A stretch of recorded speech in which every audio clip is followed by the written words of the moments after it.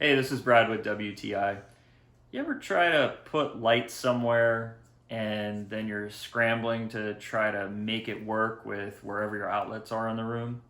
Well, that's where this portable LED battery lamp comes in handy. It's touch, so you can touch it to have 3 different levels of light.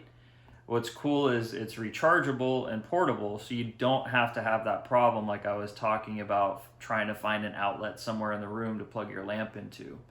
Let's say you want to do some reading and you don't want to disturb anybody, so you want to go to a spot, but you don't want one of those little like book lights on your book. Well, you can take this with you and you can have a nice soft light that's not going to disturb others. The battery lasts for quite a while, which we're really happy with. And again, just being able to move it from spot to spot and not being dependent on a cord is nice. It's charging right now, so while it's charging, it lets you know that with that little blue light. That's where you touch it to do the 3 different settings on the light.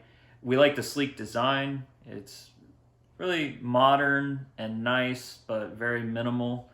It's just what you need, but still very stylish.